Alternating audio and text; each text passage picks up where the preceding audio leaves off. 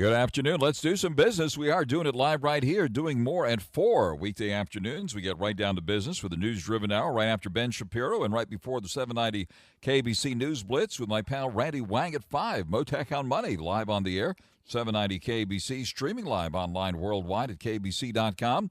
And your on-demand Mottek On Money podcast, kbc.com, Apple, iTunes, and all your favorite podcast platforms. Some early fireworks on Wall Street. 2 winners in a row this 4th of July holiday week. Stocks finishing higher today after a rally in shares of Tesla, pushing the S&P 500 and the NASDAQ to record highs. Yep, you heard me. The S&P 500 closing up 34 points to a record high close of 55,009. Yep, above 5,500 for the very first time. The Dow coming in for a closing gain of 162 points. Selling at 39,332 was the biggest one-day point and percentage advance for the blue chip index in more than a week. The NASDAQ rising 150 points, settling at 18,027. And that makes it 22 record high closes for the year for the NASDAQ. Tesla in the spotlight, finishing up more than 10% today after Tesla surprised investors by reporting second quarter deliveries that beat analysts' expectations. It was Tesla's first delivery beat in 4 quarters, by the way, and the margin of the beat was the widest seen since the fourth quarter of 2021, according to a report on MarketWatch. Tesla stock has now traded up for 6 straight sessions and has now ended at its highest level since January 10th. The rally in the stock, by the way, was also helped by a pullback in Treasury yields after the Fed Chairman Jerome Powell took the spotlight, acknowledging that inflation is back on a downward path, according to his assessment, albeit noting that it's still too soon for the Fed to make a move on interest rates. The market will have a shortened trading session this week. It will be closed on Thursday for the 4th of July holiday. There'll be a shortened trading session tomorrow, and it will be overall a holiday shortened week and expected to be pretty thin trading when the market reopens on Friday. And Friday we'll be getting the big enchilada of monthly economic reports, and that, of course, is the monthly jobs report we get every month from the Labor Department. So Fed Chairman Jerome Powell in the spotlight, and we did see indexes were mixed midday while the Treasury yields eased a bit after the Fed Chairman acknowledged that the disinflationary trend in the economy appeared to be resuming. On the geopolitical front, President Trump leading in the latest polls. His sentencing in the Manhattan so-called hush money trial has been delayed now for at least 2 weeks in light of his bid to throw out the case following a recent U.S. Supreme Court ruling. And the fallout continues following the presidential debate last week. I'll discuss that with veteran PR guru Michael Levine, who will be joining me live later this hour. We'll also be talking to Lou Shapiro, attorney here in Los Angeles, regarding the latest legal matters relating to President Trump. But first, on your money, the markets and the economy. Joining us live now, John NAJARIAN, co-founder of Market Rebellion, a longtime contributor on the major financial networks, longtime contributor to this program. And, of course, he has the laser eyes on, too, following the cryptos very closely. John NAJARIAN, thank you very much for coming to the line here this afternoon. Delighted to be with you as usual, Frank. It's a pleasure. Thank you very, very much. And got the 4th of July holiday coming up here. Normally a pretty quiet time for the market, the so-called summer doldrums, but instead we have fireworks here with the Dow close to its record high, the S&P 500 and NASDAQ at record highs here today. Give us your assessment of things here at the moment. Well, you said it all when you mentioned Tesla, because that was one of those so-called Magnificent Seven stocks, and it hadn't been like trading very magnificently through the end of April this year. But from April till now, the stock has gone from $140 a share to over $230 a share. So a $90 jump. That's squeezing a lot of the shorts right now. And I don't think he has actually even, he being Elon Musk, I don't think he's actually even exploited the AI side of his business to the extent that many other companies have touted AI and what it means for their companies, including companies like Accenture, that are saying now it's $900 million worth of business to Accenture, just the AI side of their business. I think Elon Musk is going to basically create a whole nother category with all the data he's got and the artificial intelligence that between his XAI and Tesla he can bring to the world. So I'm pretty bullish on the stock still, even after a $90 run. Elated to have you with us live on the air on this big day. And we have some breaking news here, John NAJARIAN. So I want to get your first reaction to this. This is breaking news here. David Ellison has agreed to buy the Redstone family firm that controls Paramount. This is big Hollywood news here. Tech giant David Ellison has reached a preliminary deal to buy the Redstone family holding company National Amusements, which would give his Skydance Media control over Paramount Global, according to three people close to the situation who were not authorized to comment. They're talking to the LA Times this afternoon. This is just crossing the wires. Details of the deal not immediately available, but the move represents another dramatic reversal by media mogul Sherry Redstone, who controls National Amusements and 77% voting shares in Paramount Global. Of course, her father, Sumner Redstone, a Hollywood giant, created this enterprise. Redstone has long been impressed by Ellison's ambition and success as a producer in Hollywood, but last month she abruptly called off her proposed Ellison-led two-phase deal for NAI and Paramount. This agreement first reported by the Wall Street Journal, now the LA Times, and its Hollywood reporter following up on this. Give us your reaction to this big Hollywood news this afternoon. Well, it certainly is big news. He, Mr. Ellison, David Ellison, made a run at National Amusements a year ago and really threw his hat into the ring with Skydance, and it didn't go very far, but the stock popped close to $18 or almost $20 a share at that time. It was single digits yesterday and basically under $10 a share, and then the news broke that Barry Diller, who had long sought these kinds of media properties, might be coming in to swoop and grab it for half the price that David Ellison was basically looking at a year ago. I think Mr. Ellison and some of the deal makers got together with Ms. Redstone and basically made an offer she couldn't refuse. I think the offer was probably better than what they would have got from Barry Diller. He had asked for some non-disclosure documents, I guess, as of yesterday. That was the report anyway. And perhaps that is why they've now announced, I'm not looking at it, you are, but perhaps now why they're announcing this deal, because I imagine it got Sherry off the dime and basically said, okay, I'm going to take this because it's not $20 a share, but maybe she's getting closer to 15 than the $10 to $12 that it would have been under Mr. Diller. So I think this is a pretty big deal. And Paramount certainly, it was a $67 stock in 2021. So when everybody was stuck in their homes, the streamers were kings. And a lot of them have sold off rather fiercely since then. And obviously better times to sell it back then, but this is a great time for Ellison to be a buyer. Excellent analysis, as always, live with John NAJARIAN. We see shares of Paramount Global, in reaction to what you just talked about here, surging 9% in after-hours trading on the reports that it had reached a preliminary deal to combine with Skydance Media. Paramount Global, of course, the parent company of Paramount Studios as well as CBS. And you mentioned Barry Diller. Remember way back when Barry Diller wanted to buy CBS? And that was a big story back then. Now, this deal, this reported agreement, by the way, which was first reported by the Wall Street Journal and has now been followed up by the LA Times, talking to several sources. This deal now goes to a special committee of Paramount's board for approval. Under the previous deal proposal, Skydance and its financiers had planned to pay more than $2 billion for National Amusements. After the firm's debt was paid off, the sum would have provided the Redstone family with about $1.7 billion. So today, Paramount Global shares moved up nearly 6% and it's now up another 9% in after-hours trading. We're on the air live with John NAJARIAN.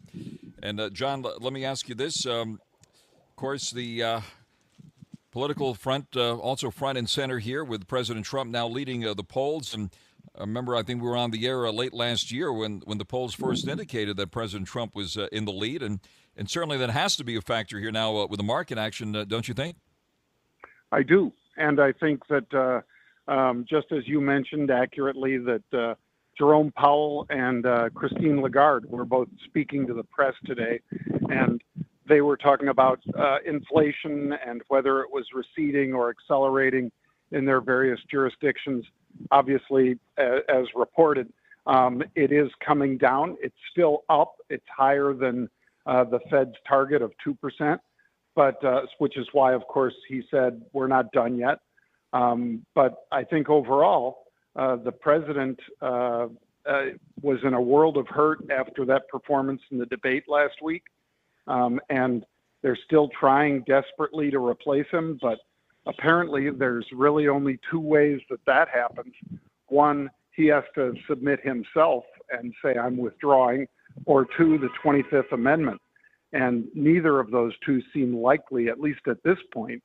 And so I'm not surprised that the former president's lead is building at this point.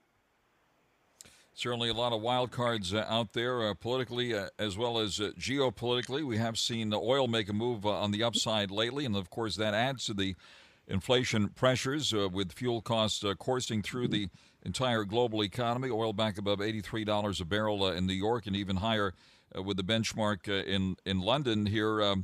What do you see ahead on the oil front here, given the nervousness involving what's happening in the Middle East? Well, OPEC is once again, playing the fiddle, and we're dancing to their tune. When that's one of the issues with the sitting president, is that he cut back dramatically on U.S. production, even U.S. sale of like natural gas, for instance, to overseas parties.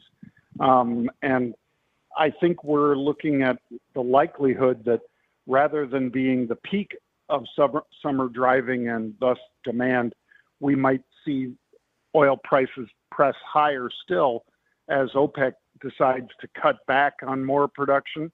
And I think they really are in the driver's seat here. A few years ago, again, under the former president, we had production up so high that OPEC didn't have quite as much sway, especially against U.S. energy prices, West Texas Intermediate and so forth, versus Brent. The Rolling Stone Music Now podcast gets inside the biggest stories with Rolling Stone senior writer Brian Hyatt, Snoop Dogg, and Lotto. Let me give you one of my secrets. I remain the biggest kid in the room at all times. There's a kid in you can't believe that. Look at where you at. Keep making it about fun. Yeah, we blessed to be able to do a job that's like fun. There's two funds that's the most important funds in the world. Funds that you make off of the fun that you have. Rolling Stone Music Now, wherever you listen.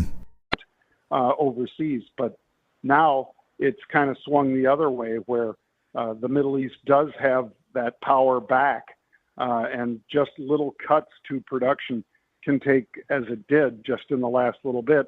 I think the month of June we were up almost 6% for crude oil, and I think I know we traded over 84 today, pulled back to $83.30, but I wouldn't be surprised to see us again make another attempt at some crazy number like 90 in the not too distant future.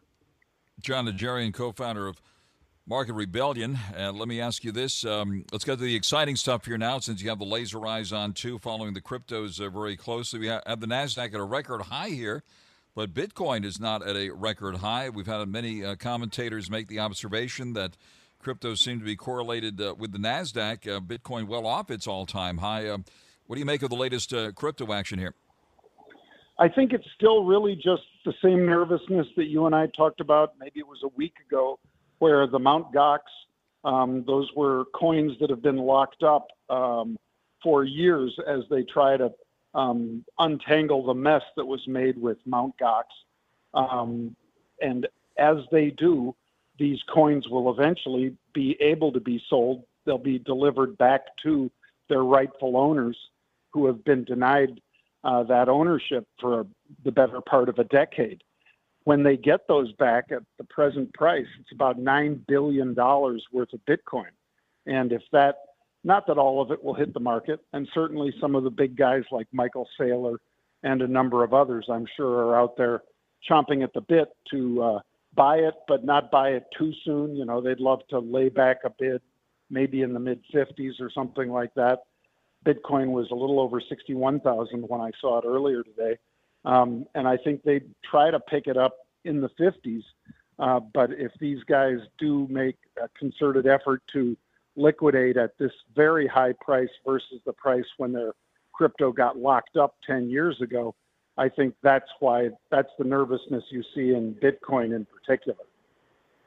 All right. Anything catching your attention in the veritable myriad of choices these days in the crypto world? Of course, the big names, Bitcoin, Ethereum, and so on and so forth, the meme coins and some of the other ones that have made news in recent years with eye-popping gains. Anything on the horizon here that's getting your attention nowadays? Well, it turns out that Roaring Kitty doesn't have quite the sway that he used to have. He certainly moved GameStop again this year, as he had done back in 21. But when last week, when he put out the picture of a dog on his Twitter account, people immediately thought it was Chewy, and then some thought it was Doge or even Shiba Inu.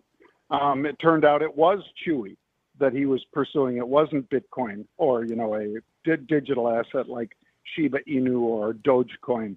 I'm sure Elon Musk would have loved it if it was, but that wasn't what he put out. And most of those fell back to earth very quickly after an initial surge when people thought maybe that's what he's signaling right now, that he's getting into that. Instead, like I say, he took a 6.6% stake in Chewy. The stock popped and then fell apart again. So I think there are a lot of shorts in some of these meme names, and they're not being beaten up the same way they were in 21. I think a lot of people add to their short positions on any significant pops, and I think that's why people are not real happy with Roaring Kitty at this point. All right. Do you have your own meme coin yet? I remember you mentioned something very interesting about a week or so ago where people can basically create their own meme coin, right? Tell us some more about that. And have you come out with your own now? No, I don't have my own yet, Frank. But, yeah, you're right. That Parlay, that coin that's out there that basically gives people the ability with no programming or, they don't need to be able to be somebody that works in Python or that has made a coin for anybody before. It makes it super simple. It's almost like meme coin in a box. And that's one that I am keeping my eye on because obviously people push out a lot of meme coins all the time, but to open that up to an even wider audience that doesn't need the skill and expertise, they still need the ability to get eyeballs and ears, if you will, from influencers pushing those things. But other than that, I think you'll see a lot more meme coins once this parlay fully goes public. So when you look at these, prospectus of various meme coins and coins and so forth, anything that gets your attention when you see some of these, this crypto speak, descriptions there of these various coins. And remember back in the day, we used to, when we try to interpret what Fed Chairman Alan Greenspan had to say, we jokingly said we needed a green Spanish dictionary to figure things out. But you seem to have a special crypto dictionary to figure things out. What do you watch out for in these descriptions and any analysis that comes out on these things? Well, I still think that a lot of the reward sorts of coins would be one of the areas that I would be looking for some upside appreciation.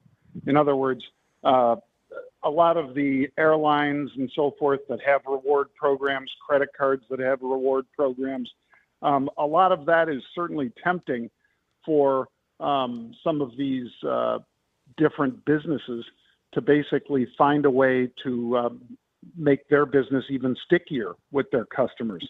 And that is, for instance, Frank Mottek flies X amount of times a year, and each time he flies, he earns some of their crypto, not just, one of their meme coins, not just your frequent flyer miles. And now you can trade those more frequently and more easily on the various exchanges. I think that is something we'll be seeing a lot more of, especially with things like Parlay. giving investors the ability to go out there and create their own coins. But I think most of the big ones that'll be successful will be parts of big corporate reward programs. Interesting. Any other places where you are putting money now and or taking off the table? Well, I do still like an awful lot of the energy plays. So, for instance, I was on Fox yesterday talking about Nano. The symbol is NNE. They make miniature nuclear reactors. And some people might say, wow, that sounds dangerous or whatever. And A, if it were, they wouldn't be out there able to do it. But B, these mini nuclear reactors are basically something that you could take them to a locale, and much like a big universal power source or UPS, you could have some sort of generation of power right where you need it, when you need it. Perfect for big storms and things like that, as well as a backup to existing power plants or individual businesses even. Because when we're talking minis, we're saying they're not a lot bigger than a Generac generator, but it's a nuclear.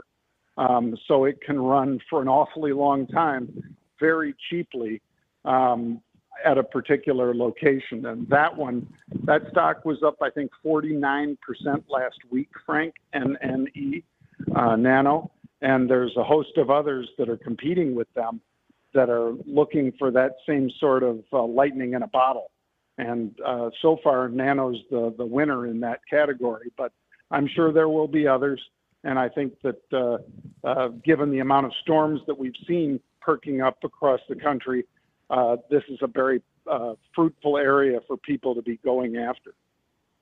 Very interesting. Well, thanks for bringing that to our attention, and certainly we wish everyone in the path of barrel at the moment Godspeed. And John, thank you very much for that thorough analysis here. As always, John NAJARIAN, co-founder of Market Rebellion, longtime contributor on CNBC and the major financial networks, Fox Business included as of this week again. And always great seeing you with all the folks there. Long-time contributor to this program, of course. And John, wish you a happy 4th of July, you and your family. Thank you very much for coming to the line this afternoon.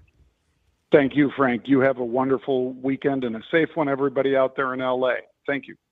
Thank you very much, John. John NAJARIAN, live with us here. Mottek On Money, 790 KABC. Mottek On Money continues here, 790 KABC. The Dow of 162 points at the closing bell at 39,332. Early fireworks this week, this 4th of July week. Of course, the markets will be closed on the 4th of July on Thursday. We'll probably have pretty thin trading volume on the Friday. The S&P 500 at a record high today with a pop of 34 points at 5509. The NASDAQ of 149 points at 18,029, also a record high. The yield in the 10-year note now to 4.44%. Tech giant David Ellison reaching a preliminary deal to buy the Redstone family holding company National Amusements, which would give his Skydance Media control over Paramount Global, parent company of Paramount Studios and CBS, according to 3 people close to the situation who were not authorized to comment. According to the LA Times, the Wall Street Journal also reports a deal is in the works. Paramount Global shares had closed up nearly 6% today and moved up another 9% in after-hours trading. Mottek On Money continues here in 790 KABC. President Trump's sentencing in his Manhattan so-called hush money case will likely be delayed for at least 2 weeks following his bid to throw out the case in light of the U.S. Supreme Court's immunity ruling this week. A lot happening on the legal front, which potentially could impact the presidential contest. Let's bring in attorney Lou Shapiro, prominent Los Angeles attorney, criminal defense attorney, and legal analyst. Lou, thank you very much for coming to the line here this afternoon. Absolutely, Frank. Always good to be with you and plenty to talk about. Yes, sir. Well, appreciate that. We got the right guy on the line for that. So, first of all, what's the latest news on this delay and the sentencing there in New York? Well, very interesting. As we know, the U.S. Supreme Court gave the president broad presidential immunity, protection from being prosecuted. And that doesn't. Welcome to Talkville, the ultimate Smallville rewatch podcast. Well, let's get into season 4, episode 21, Forever. Is there a button we can hit that just skip I this know. one? Just What skip I'm it? surprised about, and I don't think there's anything he could have done, but James Marshall directed this, and he's directed so many great episodes. It's collecting the paycheck. This would have been an epic episode if somehow it was Lex Luthor's high school experience at graduation. Binge seasons 1 through 4 of Talkville before season 5 begins, wherever you listen. Just go for Trump, but it goes for anyone who's president moving forward. The idea is that a president needs to have the ability to run the country, do what needs to be done in the interest of all of us, and not worry about being prosecuted for it. So that's the spirit of the ruling. Now, right after that, we know that there's the Stormy Daniels hush money sentencing that was originally scheduled for July 11th. Right after the ruling, former President Trump's attorney sent a letter requesting a continuance on that sentencing. The prosecution actually was okay with it, and Judge Merchant in that case continued the case out for 2 months. Now, at this point, that still would happen before the election, before the November election, but it remains to be seen. I think that's really just a placeholder date. It very well may not be resolved prior to the election. All right, so now the sentencing set for September, and a lot of speculation here and a lot of social media buzz, depending on where you stand politically. Of course, we've seen some people cheering that the former president get jailed for this. Others, of course, think this whole thing is a farce. But what do you think could happen in September? Well, it's interesting because the ruling by the Supreme Court was that a president that does something in the capacity of an official act of the presidency is barred from prosecution, basically, as long as it's like a core connection to the Constitution, that act itself. What Trump did with Daniels in entering into that agreement and then the whole hush money thing that he was convicted of, that all really happened right before he was president. So it's a bit of a head scratcher in how this presidential immunity ruling would apply to that matter. But hey, they're giving it a shot, and they'll see where it lands. All right, and of course he's appealing that conviction as well with some juror impropriety reported. Right, where do things stand on that front? So it's interesting. Shortly after the trial, there's been an investigation now on the issue of, did one of the jurors actually let their cousin know that they were going to convict Trump before they actually deliberated with the jury? Because allegedly a cousin of one of the jurors posted that was what their cousin was going to do. So if that in fact happened, that would definitely be grounds for a mistrial, and that could reshuffle the whole deck and make things start all over again. In addition, there are also other appellate issues. The fact that the judge allowed the jury to not find the actual underlying felonious act. It didn't have to be unanimous decision by the jury. They could have chosen from A, B, or C. That's an issue. There was a lot of evidence that apparently on the Trump side that they wanted to be admitted in that was not admitted. And finally, Daniels on the stand, she went into a lot of salacious stories on the stand that also could have been what's called more prejudicial and probative to what the point of the case was.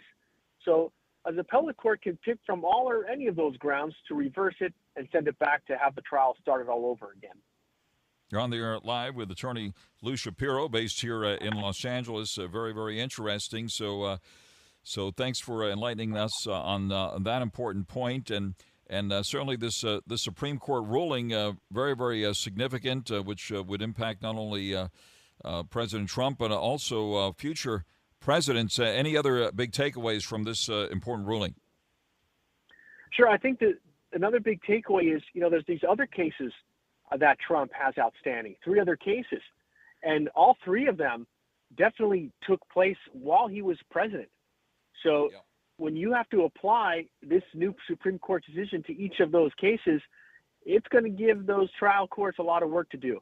And if he wins the presidency in the end of this whole thing, then all of this is a moot point because he's going to pardon himself on what can be pardoned anyways. A lot of legal work to be done, right? In Georgia, that's the next legal front that he's been focusing on. Yep. Yeah, it's hard to keep, if you're Trump. Yeah. It's hard to keep up with all your legal cases. That's for sure. Most definitely, and it should be noted today, former New York mayor and longtime federal prosecutor and attorney Rudy Giuliani was disbarred today. That should be noted. Someone who commanded, of course, tremendous respect as a federal prosecutor and then also as the mayor of New York during 9/11. Today, disbarred based on his experience with President Trump back in the day. It's a major fall from grace, Frank. And I was actually in New York during September 11th. I was in college there. And I remember what it was like. And Giuliani was somebody that was well known for cleaning up New York. And to see today that his license to practice law was taken away, it's really hard to wrap your head around something like that. You know, there was a whole side story to the Trump cases, and that's what happened to his lawyers and other lawyers that were involved. For example, John Eastman also has had major issues as a result. That's the former, if you remember, the dean of one of the local law schools here that was an advisor to Trump and wrote a legal memo talking about challenging the transfer of power to the next president. And he also found himself in hot water as a result. This is the first time that we really can see the government went after not just the defendant, but the lawyers with the defendant as well. It's very unusual, and I think there's a whole story to be told about that one day. But first Trump and then his lawyers. I think story will be told after that. Appreciate you taking the call on all of this, Lou Shapiro, prominent L.A. attorney. Lou Shapiro, criminal defense attorney and legal analyst in West Los Angeles. Lou, thank you very much for coming to the line this afternoon, and we wish you a great 4th of July holiday week. You got it, Frank. Have a happy and safe 4th. Thank you very, very much. Mottek On Money continues here, 790 KBC. A lot riding on the presidential race as it relates to your money and the economy. Looks like the latest poll from CNN, by the way, shows President Trump in the lead right now over President Biden by 6 points, 49% to 43%. This according to the CNN national poll on the presidential race. This is another poll that just was updated today, but in line with what CNN's been reporting as well. And, of course, other polls have indicated President Trump has expanded his lead following the big debate last week, which the fallout continues. We also saw that 3/4 of U.S. voters say the Democratic Party would have a better shot at holding the presidency in 2024 with someone other than President Biden at the top of the ticket, according to another poll out today. Joining us live now is veteran public relations professional Michael Levine, based here in Los Angeles and Hollywood. Michael Levine, wonderful to have you with us. Thank you very much for taking the call here this afternoon. Thank you, Frank, and thanks for sharing your valuable audience with me. That's appreciated. Wonderful to have you with us again. And, of course, you saw the debate. And give us your impressions of what you saw there last week. Simply words. You know, I speak for a living, Frank, but words fail me. It was the most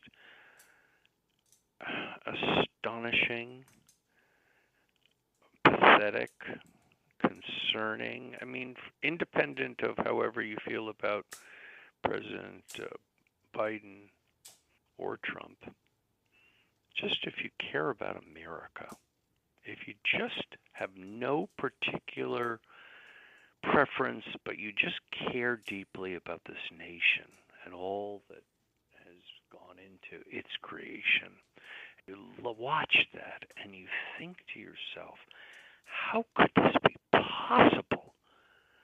This is not plausible, in my opinion, for a Twilight Zone episode. It was so unbelievable. And the insulting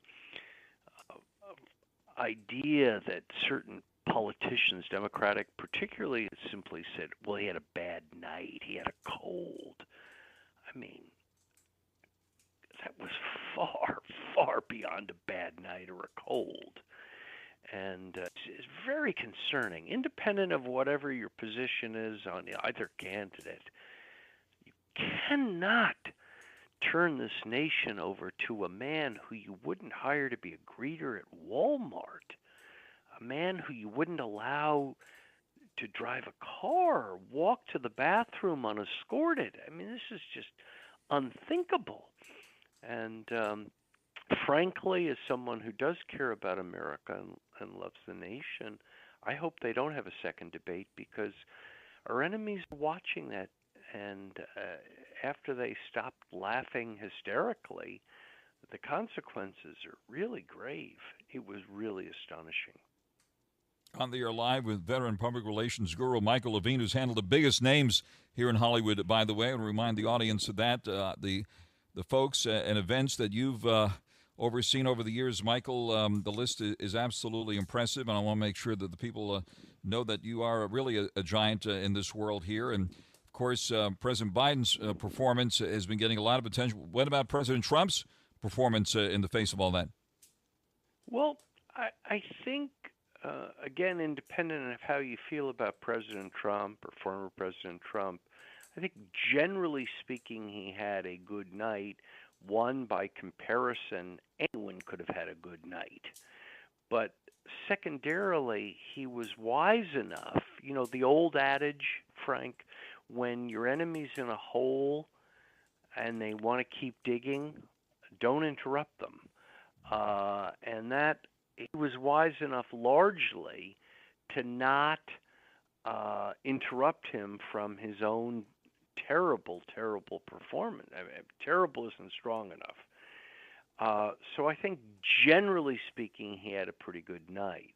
Now, I know there are many who will say, well, but he lied. He lied many times. And I think there can be some truth to that, except that is it a lie when a man says we had the greatest economy of all time? Is that a lie or is that an exaggeration? And a lie and an exaggeration are not the same thing, right? So if a man is 6'3" and he says he's 6'4", is he lying or is he exaggerating?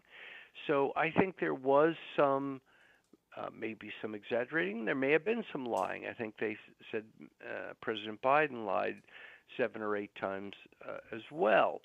But the big news story is that debate was stunning, and it brought into question, deep question, whether President Biden should be the nominee for the Democratic Party. And the fallout continues, Michael. We look forward to many more conversations about this, and thank you very much for your assessment of things here today, and look forward to connecting with you again. That is veteran public relations giant here in Southern California, Los Angeles, Hollywood, Michael Levine. Thank you very much, Michael, for taking the call this afternoon. Thanks. Thank you very much, and let's get the next show coming up here is the 790 KBC News Blitz with Randy Wang. This is Mottek On Money on 790 KBC. You met Lala Kent on Vanderpump Rules. Now Lala and her friends share everything on Give Them Lala. Osha now knows the name of the baby. No Amazon lines for that impromptu. one. No. She's going to leak it. Oh, if she tries to, I'm not letting her because she will leak the name. And she says it. She goes, this would look so great for baby S. Little baby Stephanie? Stephanie? No. People are still guessing. The most recent was Stone. Oh, that's the name of my son. Stone. Watch what Lala is talking about on YouTube or search for Give Them Lala wherever you listen.